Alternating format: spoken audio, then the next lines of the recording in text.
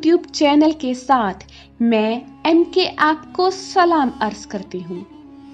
Video की शुरुआत करने से पहले आप सबसे गुजारिश है कि हमारा चैनल शामी टीवी जल्दी से सब्सक्राइब कर दीजिए और साथ ही बेल आइकॉन पर क्लिक कर दीजिए ताकि आपको आने वाली तमाम वीडियोस की नोटिफिकेशन बर वक्त मिल सकें। एक ऊंचे टीले पर वाक़या किला शेखुपुरा खामोश खड़ा अपनी दास्तान सुना रहा है। शेखुपुरा शहर के जुनूब में वाक़या ये अजीम शान किला मुगलिया अहद की असमत का निशान है।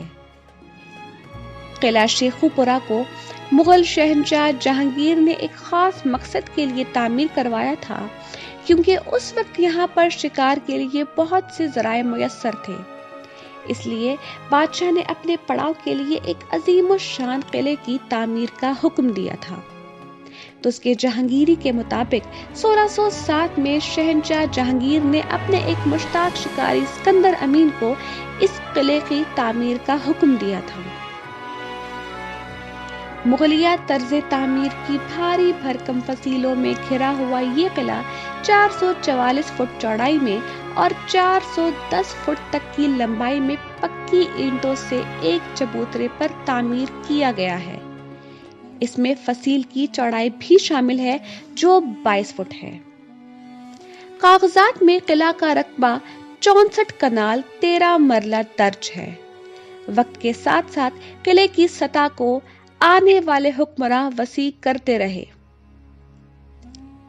किला का बैरूनी दरवाजा ना तो मुज़य्यन है और ना ही मुरस्सा, अलबत्ता मजबूती और पायदारी में अपनी मिसाल आप है।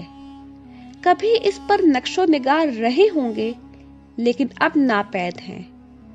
दरवाजे से अंदर दाखिल होते ही रेवड़ी के दोनों जानिब बुर्ज हैं। मशरिकी जानिब खिड़कियों में पत्थर की जाली लगी हुई है।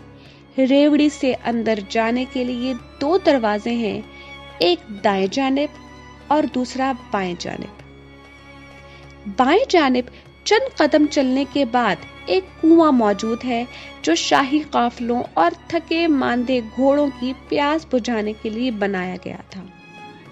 इस कुएं का कतर 8 फुट और गहराई 58 फुट है। यह कुआं अभी तक असल हालत में मौजूद है। इसका ढलवान का रास्ता जुनूबी दीवार के साथ साथ दूसरी मंजिल की तरफ जाता है। इस रास्ते से हम बाआसानी जुनूब मगरिबी बुर्ज पर पहुंच सकते हैं। इस बुर्ज के साथ मुहाफिजों और सिपाहियों के कमरे थे जो आज नापैद हैं। ताहम इनकी दीवारों के निशानात देखे जा सकते हैं जिन पर छत कायम है। तहखानों की छतें डाटदार और गुंबद नुमा हैं जो अच्छी हालत में हैं। बाहर से हवा और रोशनी के लिए जुनूबी दीवार में 11 खिड़कियां खुलती हैं। तहखानों की चौड़ाई 10 फुट है। 1950 में जब पंजाब कांस्टेबलरी ने यहाँ कयाम किया था तो यहाँ एक मज़ार दरियाफ्त हुआ था। ये सफेद पत्थर से बनी हुई कब्र है जिसके किनारे पर फारसी जबान में एक कतबा लगा हुआ है। इस पर सखी शाह शर्फ मासूम बादशाह लिखा हुआ है। छत के साथ एक खूबसूरत शम्मादान भी लटकता हुआ देखा गया। वहां से एक कलमी मुसव्वदा भी मिला जो फारसी में था।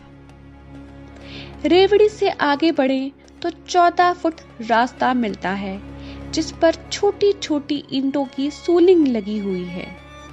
इस रास्ते के मगरिबी किनारे पर निस्फ दर्जन तक मुलाजमीन के कमरे हैं। कसर शाही सदियों के गर्म सर्द जल्जलों के सदमात और तबाहकारियों की दस्तबर्द से किसी हद तक महफूज है। ताहम कुछ हिस्से गिर चुके हैं, लेकिन जलाल और अजमत इस हिस्से को अब भी हासिल है जो उस दौर में कभी रही होगी। दीवारों पर हसीन और मुनक्कश तस्वीर जां बजां नजर आती है। इन पर फारसी जबान में अशार की खत्ताती दिल को बहुत भाती है। دیواروں پر ان نفیس و نازک نقوش کو دیکھ کر عقل دنگ رہ جاتی ہے، کیونکہ صدیاں گزر جانے کے باوجود اس کے حسن و رعنائی میں نمایاں فرق نظر نہیں آتا۔ جہانگیر محل سے ملحقہ ایک زندان خانہ ہے جسے ملکہ محل کہا جاتا ہے۔ یہ حصہ نصف سے زیادہ گر چکا ہے، لیکن اس میں داخل ہونے کا راستہ موجود ہے۔ وہاں پر مغل اور سکھ دور کی نادر تصاویر دیکھی جا سکتی ہیں۔ ملکہ کے محل کے اوپر ایک شیش محل تھا۔ ابھی تک وہ چھت تو کسی حد تک موجود ہے، لیکن اوپر جانے کا راستہ محدود ہے۔ ایک روایت کے مطابق قلعے کے شمال مغربی برج کے اندر سے ایک سرنگ ہرن مینار تک جاتی ہے۔ اگرچہ صحیح مقام کا تعین تو نہیں کیا جا سکتا، مگر اتنا ضرور ہے کہ جب وارڈ نمبر 6 میں آبادی کا کام ہو رہا تھا، چند ایک بنیادیں کھودتے وقت ایسے آثار ملے جو اس بات کی گواہی دیتے ہیں کہ نیچے کوئی دیوار ہے جس کا رخ ہرن مینار کی جانب ہے۔ مغلوں کے عہد زوال کے بعد اس قلعے کی تاریخ گمنام سی ہو گئی اور بر صغیر میں بد امنی روزمرہ کا معمول بن گئی۔ یہ سلسلہ برسر پیکار حاکموں کی پناہ گاہ رہ گیا اور قلعہ شیخو پورہ تقریباً 2 سال بعد 1806 میں اوبل سنگھ اور امیر سنگھ کے قبضے میں آ گیا۔ اوبل سنگھ اور امیر سنگھ اس علاقے میں بد امنی کا سبب بنتے رہے اور رنجیت سنگھ حاکم پنجاب ہوا تو اوبل سنگھ کو اس قلعے میں اپنا دفاع کرنا پڑا۔ قلعے کی تسخیر کا یہ کام آخر کار امرتسر کے بھنگی قبیلے کی حاصل کردہ احمد شاہ ابدالی کی بھنگیوں کی 80 توپوں نے کر دکھایا۔ بیرونی دروازے توڑ کر راجہ کا لشکر قلعے میں داخل ہوا۔ راجہ رنجیت سنگھ نے قلعے کی تسخیر کے بعد اسے اپنے سپوت کھڑک سنگھ کے حوالے کر دیا۔ کھڑک سنگھ کی والدہ یہاں قیام پذیر ہوئیں۔ وہ ایک ذہین ملکہ تھیں اور رنجیت سنگھ کی نظروں میں ہمیشہ بلند رہیں۔ عقل مندی اور دور اندیشی سے کام لیتے ہوئے اس نے ان زمینوں کو جو بھٹیوں اور ورکوں کے چکڑوں میں غیر آباد رہیں، کسانوں میں بانٹ کر ان کی وفاداریوں کو موہ لیا۔ رانی نائکا پنجاب کے نائکائی سردار کی بہن تھی۔ جب یہ رانی قلعہ میں قیام پذیر ہو چکی تو قلعے کی تعمیرات خاک ہو چکی تھی، اس لیے اس کی بنیادوں کو انہوں نے اونچا کروا کے اپنے لیے محل بنوا لیا۔